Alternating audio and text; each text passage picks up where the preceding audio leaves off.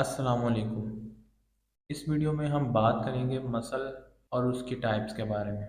हम देखेंगे कि मसल क्या होता है और मसल का फंक्शन क्या है और मसल का स्ट्रक्चर कैसा है, कितनी टाइप्स के मसल्स होते हैं और उनमें क्या डिफरेंसेस हैं और उनकी क्या एबिलिटीज़ हैं।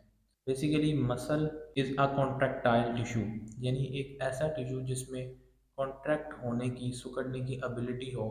इसी वजह से मसल्स जो हैं मूवमेंट में रोल प्ले करते हैं, यानी हमारी बॉडी में जितनी भी मूवमेंट्स होती हैं उन सब के ज़िम्मेदार मसल्स होते हैं। इसी वजह से मसल्स को मोटर्स ऑफ आवर बॉडी भी बोला जाता है। अगर हम फीटल लाइफ की बात करें तो उस वक़्त 3 जर्म लेयर्स बनती थी, जिनमें से एक्टोडर्म, मेसोडर्म और एंडोडर्म है, और मसल्स का ओरिजिन मेसोडर्म से होता है। मसल्स की कुछ प्रॉपर्टीज़ हैं जो यहाँ पर लिखी गई हैं। मसल्स में एक प्रॉपर्टी होती है जिसे एक्साइटेबिलिटी कहा जाता है। मसल्स एक्साइटेबल होते हैं। इसका मतलब क्या है कि जब न्यूरोमस्कुलर जंक्शन, जहाँ पे मसल एक नर्व के साथ अटैच होता है और नर्व के ज़रिए से सिग्नल आता है मसल में, और वहाँ पर डीपोलराइजेशन होती है, यानी आयंस का एक्सचेंज होता है, और वहाँ पर मसल्स मैसेजेस को रिसीव करते हैं, नर्व से आने वाले मैसेजेस को, और फिर उसके अकॉर्डिंगली रिस्पॉन्ड करते हैं। मसल्स की दूसरी एबिलिटी कॉन्टैक्टिबिलिटी की है, यानी ये कॉन्टैक्ट हो सकते हैं। ये हमारे मसल्स हैं, इस तरह से ये बोन्स के साथ अटैच हैं, और एक मसल जो है वो बोन के साथ अटैच है तो उसे मूवमेंट में मदद करता है, और उसकी ये सलाहियत है कि ये मसल्स, इसमें कुछ खास किस्म की प्रोटीन्स होती हैं जो कि एक दूसरे के ऊपर ओवरलैप करने से इनकी मूवमेंट होती है, और ये सिकुड़ कर एक मसल को श्रिंक कर देती हैं।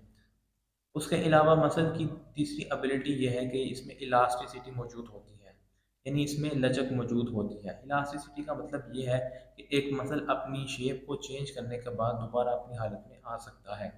उसके बाद मसल की फोर्थ प्रॉपर्टी ये है कि इसमें एक्सटेंसिबिलिटी होती है, यानी कुछ मसल्स हमारी बॉडी के ऐसे होते हैं जो अपनी पावर से ज़्यादा एक्सटेंस हो सकते हैं, यानी अपने एंगल से भी ज़्यादा मुड़ सकते हैं। तो ये इनकी 4 एबिलिटीज़ हैं मसल्स की, जिसकी वजह से ये मूवमेंट करने के काबिल हो जाते हैं। बेसिकली मसल्स हमारी बॉडी में 3 टाइप्स के हैं: cardiac muscles, smooth muscles and skeletal muscles. Cardiac muscles से स्टार्ट करते हैं। कार्डियक मसल्स वो मसल्स होते हैं कि जो हमारे हार्ट में प्रेजेंट होते हैं। यहाँ पर देख सकते हैं कि they are present only in the heart. ये हमने उसकी लोकेशन की बात कर ली। जो कार्डियक मसल्स हैं, दे आर शॉर्ट एंड साइलेंट्रिकल। ये छोटे होते हैं और साइलेंट्रिकल होते हैं। इनके फाइबर्स ब्रांच्ड होते हैं, यानी इनके जो फाइबर्स हैं उनमें ब्रांचेस मौजूद होती हैं। इस तरह से आप डायग्राम में जिस तरह देख सकते हैं, जिस तरह स्केलेटल मसल्स में भी लाइट और डार्क बैंड्स प्रेजेंट होते हैं, इसी तरह कार्डियक मसल्स में भी लाइट और डार्क बैंड्स प्रेजेंट होते हैं। और ये लाइट और डार्क बैंड्स किस वजह से होते हैं ये भी हम डिस्कस करेंगे। इस पर हमारा डिटेल लेक्चर होगा। इसमें ख़ास किस्म की प्रोटीन्स होती हैं जो कि थिक और थिन होती हैं, और उनके थिक और थिन फिलामेंट्स की वजह से मसल्स में हमें इस तरह से बैंड्स नज़र आते हैं। और कार्डियक मसल्स में लाइट और डार्क बैंड्स प्रेजेंट तो होते हैं, लेकिन वो फेंट होते हैं। इनमें इंटरकलेटेड डिस्क मौजूद होती है। हम देख सकते हैं कि ये कार्डियक मसल है, और ये मसल्स आपस में एक दूसरे के साथ अटैच हैं, और इनके दरमियान इंटरकलेटेड डिस्क होती है। अब इंटरकलेटेड डिस्क किस लिए होती है? ताकि एक मसल दूसरे के साथ अपना कनेक्शन बरकरार रख सके, और इसी तरह वो आपस में दो मसल्स या उससे ज़्यादा मसल्स एक दूसरे के साथ कम्युनिकेशन बरकरार रख सकें। यहाँ पर देखें हम, तो हमें इंटरकलेटेड डिस्क के अंदर इस तरह से ये डेस्मोसोम्स नज़र आते हैं। Desmosome basically specific type of protein के फाइबर्स हैं जो कि मसल्स को आपस में जोड़े रखते हैं। इसी तरह इसमें गैप जंक्शंस होते हैं जो कि कम्युनिकेशन का काम करते हैं। उसके बाद हम बात करते हैं कॉन्ट्रैक्शन की। जो कार्डियक मसल्स हैं उनकी कॉन्ट्रैक्शन रैपिड होती है। दे नेवर गेट फटीग, कभी भी फटीग नहीं होते, because they are always getting in movement, क्योंकि ये हमेशा मूवमेंट परफॉर्म करते हैं। इसी तरह अगर हम इनके एक्शन की बात करें तो ये न्यूरोजेनिक होते हैं। हम कहते हैं कि ये न्यूरोजेनिक है, इसका मतलब ये है कि ये हमारे इख्तियार में नहीं है, मतलब कि ये इनवॉलंटरी हैं, खुद ब खुद काम करते हैं, हमें इनको अपनी मर्ज़ी से कंट्रोल नहीं करना पड़ता। अगर हम नर्व सप्लाई की बात करें तो इन्हें ऑटोनॉमिक नर्वस सिस्टम सप्लाई करता है। इसी तरह अगर हम ब्लड सप्लाई की बात करें तो कार्डियक मसल्स को अबंडेंट ब्लड सप्लाई मुहैया होती है। अगर हम इसकी मेम्ब्रेन की बात करें तो this is bounded by plasma lemma, इसकी मेम्ब्रेन को प्लाज्मा लेमा बोलते हैं। Next we will discuss about the smooth muscles. Smooth muscles कहाँ पर पाए जाते हैं, इसकी लोकेशन क्या होती है, पहले हम ये देखते हैं। They are present in oesophagus in the distal part, यानी जो पार्ट हमारा स्टमक की तरफ है उस पार्ट में जो कि हमारा कंट्रोल में नहीं होता, वहाँ पर ओसोफेगस में स्मूथ मसल्स पाए जाते हैं। इसी तरह स्मूथ मसल्स यूरोजेनिटल ट्रैक में पाए जाते हैं, जैसे कि यूट्रस में।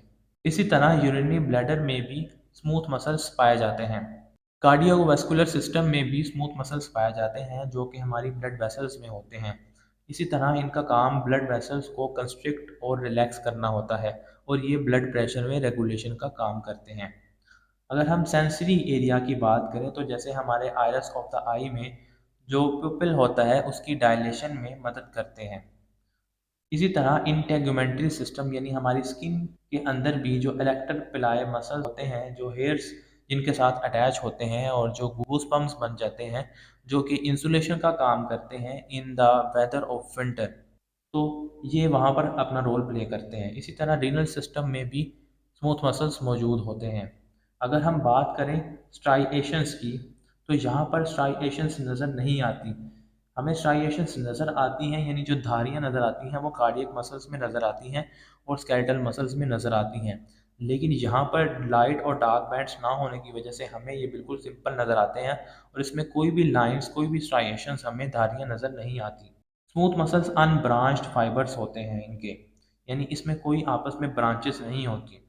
और they are uninucleated cell, यानी इनके सेल्स में सिर्फ एक ही न्यूक्लियस पाया जाता है। उसके बाद हम बात करें तो स्मूथ मसल्स फ्यूजीफॉर्म होते हैं। इनकी शेप की बात कर रहे हैं कि वो स्पिंडल शेप होते हैं।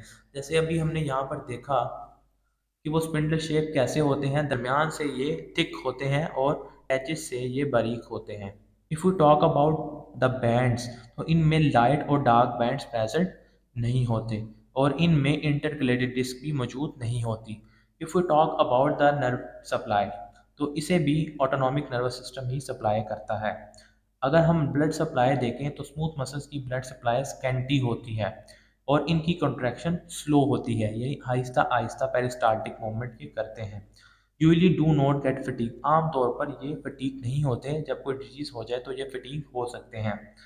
अगर हम इनकी एक्शन की बात करें तो ये न्यूरोजेनिक होते हैं। जैसे अभी हमने कार्डियक मसल्स में भी देखा था कि they are involuntary in their action, यानी हम इनको खुद अपनी मर्जी से कंट्रोल नहीं कर सकते।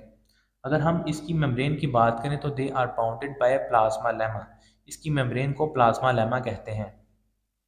Next we will talk about the skeletal muscles. यहाँ पे कुछ स्पेलिंग की मिस्टेक्स आप इग्नोर कर दीजिए। स्केलेटल मसल्स की लोकेशन की बात करते हैं कि स्केलेटल मसल्स कहाँ कहाँ पे पाए जाते हैं। स्केलेटल मसल्स हमारे लिम्स में प्रेजेंट होते हैं, यानी हमारे बाजुओं में, टांगों में, अपर लिम्ब में, लोअर लिम्ब में मौजूद होते हैं। हमारी बॉडी वॉल को बनाते हैं। इसी तरह हमारे टंग में भी स्केलेटल मसल्स पाए जाते हैं। स्केलेटल मसल जो कि हमारे स्केलेटन के साथ अटैच होते हैं, या ऐसे मसल्स होते हैं जिनको हम खुद अपनी मर्जी से कंट्रोल कर सकते हैं, और हमारे फेरिंग्स में भी मौजूद होते हैं। इसी तरह हमारी बिगनिंग ऑफ द ओसोफेगस में भी, जो कि हमारी ओरल कैविटी का हिस्सा है, उसमें भी ये पाए जाते हैं। अगर हम स्ट्राइएशंस की बात करें तो स्केलेटल मसल्स भी स्ट्राइएटेड होते हैं कार्डियक मसल्स की तरह, क्योंकि इनमें स्ट्राइएशंस यानी धारीदार निशान होते हैं, लाइनें होती हैं due to light and dark bands, जो कि हम आगे डिटेल में नेक्स्ट वीडियो के अंदर डिस्कस करेंगे। अगर हम न्यूक्लियस की बात करें तो दे आर मल्टी न्यूक्लिएटेड, यानी एक सेल में एक से ज़्यादा न्यूक्लियस मौजूद होते हैं और छोटे छोटे सेल्स मिलकर एक बड़ा सेल बनाते हैं, इसीलिए इसको सिंसिटियम भी बोला जाता है। यहाँ पर ये कुछ पोर्शन इसका इरेज हो चुका है, क्योंकि मुझे ज़्यादा पसीना आने की वजह से ये सारा यहाँ से मार्कर की राइटिंग मिट चुकी है। क्योंकि मैं गर्मी में बैठकर आपके लिए ये वीडियो बना रहा हूँ और फ़ैन भी ऑफ है, ताकि कोई आपको बैकग्राउंड नॉइस ना महसूस हो और वीडियो सुनने में, लेक्चर सुनने में आपको कोई दिक्कत का सामना ना हो। अगर आपको ये वीडियो अच्छी लगी है तो इसे लाइक करें और कमेंट में अपनी राय का इजहार लाजमी करें, और इसे दोस्तों के साथ ज़रूर शेयर करें, ताकि हम फ्री एजुकेशन आप तक इसी तरह पहुँचाते रहें। If we talk about the branches, तो दे आर अनब्रांच्ड फाइबर्स, इनके फाइबर्स अनब्रांच होते हैं, जबकि हमने कार्डियक मसल्स में देखा था कि वो उनके फाइबर्स ब्रांच होते हैं।